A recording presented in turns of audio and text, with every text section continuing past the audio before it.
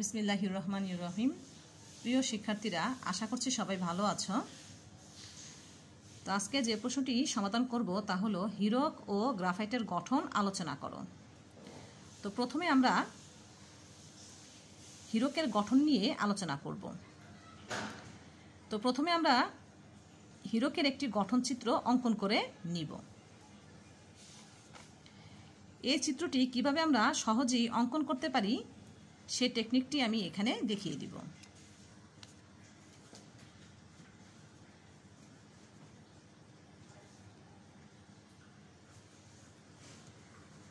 তো দেখো, প্রথমে আমরা একটি গোল্লা দিব, ঠিক আছে।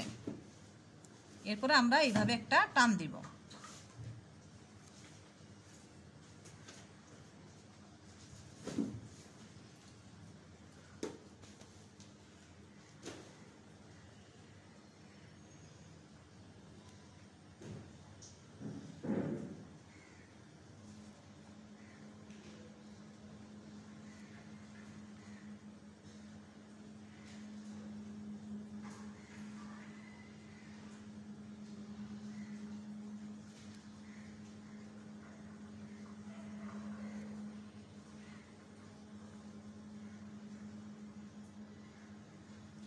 আচ্ছা, তো প্রথমে আমরা এইভাবে তিনটা ব্যঞ্জনের চক্র অঙ্কন করে নিব।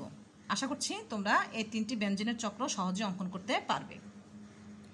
এরপরে আমরা যে কাজটি করব তা হলো, দেখো, এই গোল্লা বাদ দিয়ে এই গোল্লা থেকে আমরা একটি টান দিব। এই যেভাবে একটা টান দিব। আবার এই গোল্লা বাদ দিয়ে এই গোল্লা থেকে আমরা এভাবে একটা টান দিব। কেমন? আবার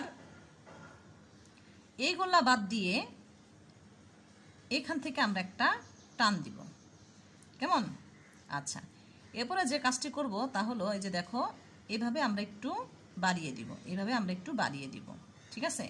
বাড়িয়ে দিয়ে এখানে আমরা একটু গোল্লা দিব, এখানে একটি গোল্লা দিব, এবং এই গোল্লাটা যাতে এটার মাঝামাঝি হয়। এই গোল্লাটা যাতে এটার মাঝামাঝি হয়। কেমন? এরপরে আমরা যে কাজটি করব, দেখো, এটার সাথে এভাবে মিলিয়ে দিব, এটার সাথে এভাবে মিলিয়ে দিব। কেমন?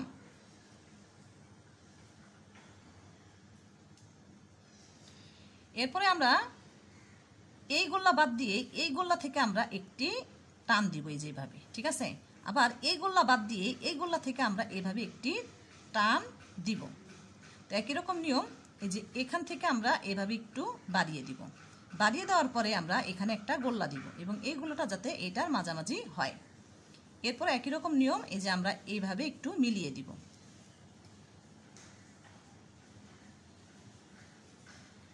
তো আশা করছি তোমরা বুঝতে পারছো কিভাবে অঙ্কন করছি। এরপরে আমরা যে কাজটি করব, দেখো, এখান থেকে আমরা একটু এইভাবে বাড়িয়ে দিব। এখান থেকেও আমরা এইভাবে একটু বাড়িয়ে দিব, এবং এখান থেকেও আমরা একটু বাড়িয়ে দিব এইভাবে। কেমন? আচ্ছা, তো 90% কাজ আমার শেষ অঙ্কনের। কেমন?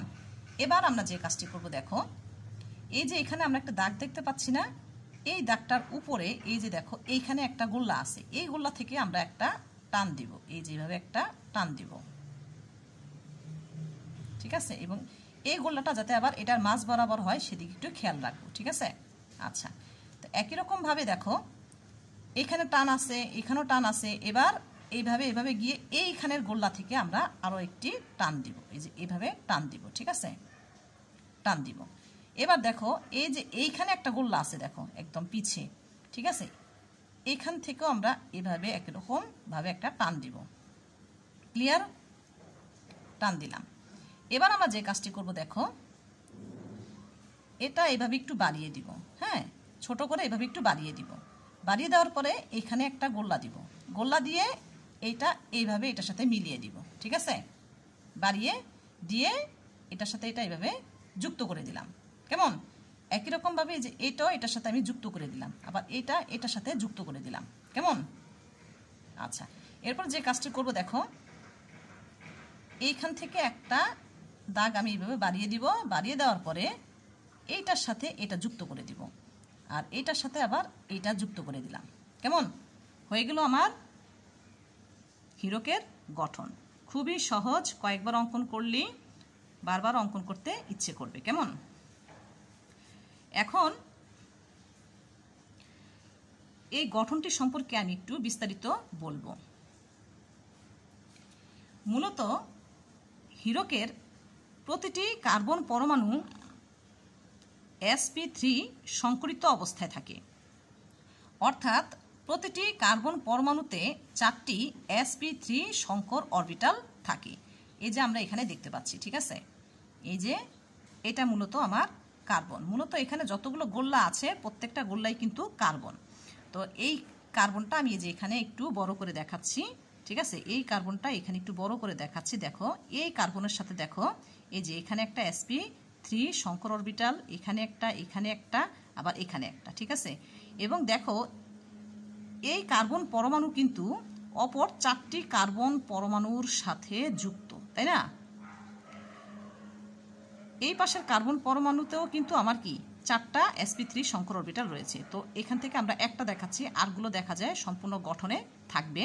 তো যাই হোক, তো এই পাশের কার্বন পরমাণুর একটা sp3 সংকর অরবিটাল, আবার এই পাশের কার্বন পরমাণুর একটি sp3 সংকর অরবিটাল। হ্যাঁ, এভাবে দেখা যায় প্রতিটি কার্বন পরমাণু তাদের sp3 সংকর অরবিটালের মাধ্যমে এই যে এইভাবে দেখো 4টি সমযোজী বন্ধন গঠন করেছে, ঠিক আছে? 4টি সমযোজী বন্ধন গঠন করেছে।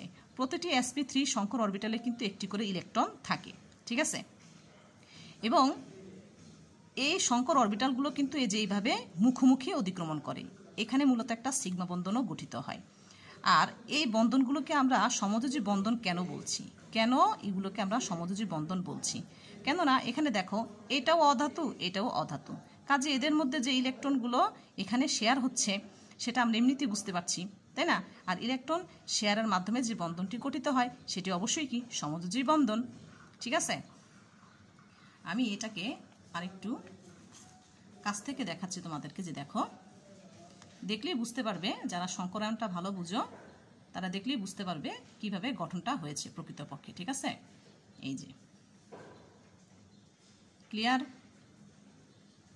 আচ্ছা, এখন দেখো এই হীরকের গঠন থেকে আমরা দেখতে পাচ্ছি যে প্রতিটি কার্বন পরমাণুই কিন্তু আমার অপর 4টি কার্বন পরমাণুর সাথে যুক্ত রয়েছে।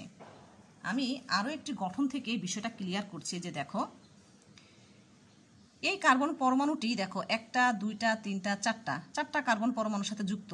আবার এই কার্বন পরমাণুটি দেখো 1টা, হ্যাঁ, 2টা 3টা 4টা কার্বন পরমাণুর সাথে যুক্ত। আবার এই কার্বন পরমাণুটি দেখো এই যে 1টা 2টা, তারপরে যে 3টা, হ্যাঁ, এই যে 4টা কার্বন পরমাণুর সাথে যুক্ত এইভাবে। কেমন?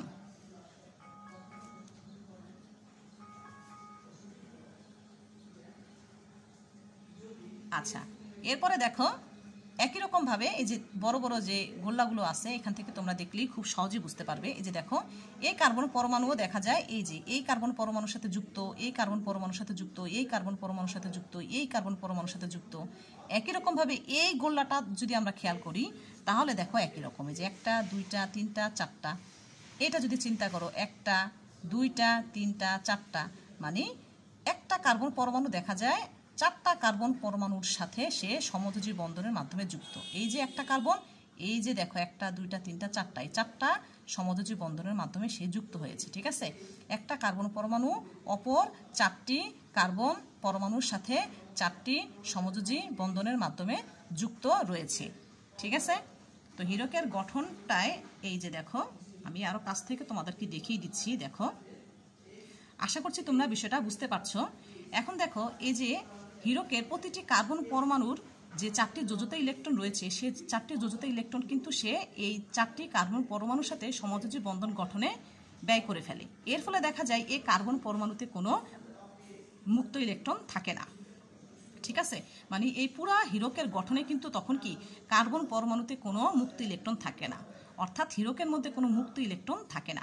এখন দেখো হীরকের মধ্যে যদি মুক্ত ইলেকট্রন না থাকে তাহলে হীরকের মধ্য দিয়ে কি বিদ্যুৎ প্রবাহিত হবে না। আমরা জানি যে মুক্ত ইলেকট্রনের চলাচলের মাধ্যমে কি বিদ্যুৎ প্রবাহিত হতে পারে, তাই না? আচ্ছা, তো আশা করছি তোমরা বিষয়টা বুঝতে পেরেছো। আর হীরক কিন্তু অত্যন্ত কঠিন একটি পদার্থ। হ্যাঁ, এর যে কার্বন কার্বন সমযোজী বন্ধনটা রয়েছে এই কার্বন কার্বন সমযোজী বন্ধনটা অত্যন্ত স্ট্রং হয় এবং এই বন্ধনকে ভাঙতে মূলত প্রচুর পরিমাণ শক্তির প্রয়োজন হয়। কেমন? আশা করছি তোমাদের হীরক নিয়ে আর কোনো প্রশ্ন নেই। এবার আমরা গ্রাফাইটের গঠনে চলে যাব। তো গ্রাফাইটের গঠনটি আশা করছি তোমরা দেখলেই সহজে অঙ্কন করতে পারবে, এজন্য আমি এখানে আর দেখাচ্ছি না। তো গ্রাফাইটে আমরা এখানে মূলত যে স্তরগুলো দেখতে পাচ্ছি, এখানে কিন্তু 2টা স্তর আমি দেখিয়েছি, তোমরা 3টা স্তরে দেখাতে পারো, ঠিক আছে? তো এই স্তরগুলোর মধ্যে মূলত একটা আকর্ষণ কাজ করে। সেই আকর্ষণটা হলো মূলত দুর্বল ভ্যান্ডারওয়ালস আকর্ষণ, ঠিক আছে? এই দুর্বল ভ্যান্ডারওয়ালস আকর্ষণ বলের কারণে দেখা যায় এই স্তরগুলো একে অপরের উপর দিয়ে গড়িয়ে চলতে পারে, ঠিক আছে? গড়িয়ে চলতে পারে, অর্থাৎ গ্রাফাইট একটু কি পিচ্ছিল প্রকৃতির হয়, ঠিক আছে? এই যে পেন্সিলের যে আমরা গ্রাফাইট কিন্তু ব্যবহার করি পেন্সিলে, ঠিক আছে? ওইটা একটু দেখবে যে একটু পিচ্ছিল পিচ্ছিল টাইপের, ঠিক আছে? আচ্ছা, এখন দেখো যে গ্রাফাইটের প্রতিটি কার্বন পরমাণু sp2 সংকরিত অবস্থায় থাকে, ঠিক আছে? sp2 সংকরিত অবস্থায় থাকে এবং গ্রাফাইটের প্রতিটি কার্বন পরমাণু অপর 3টি কার্বন পরমাণুর সাথে সমযোজী বন্ধন দ্বারা যুক্ত থাকে, ঠিক আছে? এবং এখানে মুক্ত ইলেকট্রন থাকার কারণে এটি বিদ্যুৎ পরিবহন করতে পারে, ঠিক আছে? তো দেখো একই রকম বিষয়, এই যে এখানে দেখো আমি বিবরণগুলো এমনভাবে দিয়েছি যাতে একটা বিবরণ শিখলে তোমরা আরেকটা বিবরণও খুব সহজে মুখস্থ করতে পারো, ঠিক আছে? এবং এগুলো আমি পয়েন্ট আকারে দিয়েছি যাতে করে তোমরা খুব সহজে আয়ত্ত করতে পারো প্রশ্নের উত্তরটি, হ্যাঁ। আর পয়েন্ট আকারে দিলে একটা সুবিধা হলো যে মেইন কথাগুলো কিন্তু তোমাদের মাথায় থাকবে, আর যে টিচার সে কিন্তু দেখলে মেইন কথাগুলো যখন পয়েন্ট আকারে দিবে তখন তারা কি একটু নাম্বার বেশি দেওয়ার চেষ্টা করবে, ঠিক আছে? হাবাজাবা যে তোমরা লিখো নাই সেটা তারা বুঝতে পারবে, ঠিক আছে? খালি পৃষ্ঠা অনেক বেশি লিখলি যে একদম নাম্বার পাবে সেটা কিন্তু কেমিস্ট্রির ক্ষেত্রে একদমই চিন্তা করা যাবে না, কেমন? আচ্ছা, তো যাই হোক, এখানে দেখো গ্রাফাইটের প্রতিটি কার্বন পরমাণু sp2 সংকরিত অবস্থায় মানি হলো প্রতিটি কার্বন পরমাণুতে 3টি sp2 সংকর অরবিটাল রয়েছে। এখানে দেখো অরবিটাল রয়েছে কয়টি? একটা, এখানে রয়েছে 2টা, মোট হলো কয়টা? 3টা। তাহলে প্রতিটি কার্বন পরমাণুতে এরকম sp3 সংকর অরবিটালও থাকবে কয়টি? 3টি থাকবে। ক্লিয়ার? এই যে এখানে দেখো এই কার্বন পরমাণুতে একটি sp2 সংকর অরবিটাল, হ্যাঁ, আবার এই কার্বন পরমাণুতে কিন্তু একটি sp2 সংকর অরবিটাল রয়েছে, তাই না? আচ্ছা, দেখো এই কার্বন পরমাণুর এক হাত, এই যে এখানে এক হাত, এখানে এক হাত, এখানে, অর্থাৎ প্রতিটি কার্বন পরমাণু অপর 3টি কার্বন পরমাণুর সাথে কি 3টি সমযোজী বন্ধন দ্বারা যুক্ত, 3টি সমযোজী বন্ধন দ্বারা যুক্ত। আর এখানে যেই সংকরায়নটা হয় সেই সংকরণটা আমি এখানে আসলে না দেখালেও হয়, তারপর আমি একটু দেখিয়ে দিচ্ছি তোমাদেরকে। এই যে দেখো এখানে কার্বনটা, এই কার্বনটা আমি যদি এখানে একটু দেখাই, ঠিক আছে? এই যে দেখো এই, তারপরে এই যে এইটা তোমরা পারবে, এখানে দেখানোর প্রয়োজন নাই আমি মনে করছি। এই যে এইভাবে যাবে, ঠিক আছে? এইভাবে মূলত যাবে, ঠিক আছে? এই যে এগুলো কিন্তু আমার কি sp2, ঠিক আছে? এবং sp2 সংকর অরবিটালে একটি করে আবার কি রয়েছে? ইলেকট্রন রয়েছে। আর এখানেও কিন্তু এরা সমযোজী বন্ধনের মাধ্যমে যুক্ত থাকবে, একই রকম বিষয়, ঠিক আছে? এরা দুইটাই কি কার্বন এবং অধাতু হওয়ার কারণে, তাই না? তো যাই হোক, আমি আর ভিতরে গেলাম না। এখন দেখো বিষয়টা আশা করছি তোমরা বুঝতে পেরেছো। এখন দেখো যে এই যে কার্বন পরমাণু, দেখা যায় যে অপর 3টি কার্বন পরমাণুর সাথে সমযোজী বন্ধন গঠনের জন্য তার 3টি যোজ্যতা ইলেকট্রন ব্যবহার করে ফেলে। এর ফলে দেখা যায় যে কার্বন পরমাণুতে, মানে প্রতিটা কার্বন পরমাণুতে একটি করে আরও যোজ্যতা ইলেকট্রন থেকে যায় মুক্ত অবস্থায়। তাহলে আমরা বুঝতে পারছি যে গ্রাফাইটের মুক্ত অবস্থায় কি ইলেকট্রন থাকে। এখন গ্রাফাইটে যদি মুক্ত অবস্থায় ইলেকট্রন থাকে তাহলে কি এই মুক্ত ইলেকট্রনের যখন চলাচল শুরু হবে তখনই কি এর ভিতর দিয়ে বিদ্যুৎ প্রবাহিত হতে পারবে, ঠিক আছে? বিদ্যুৎ প্রবাহিত হতে পারবে।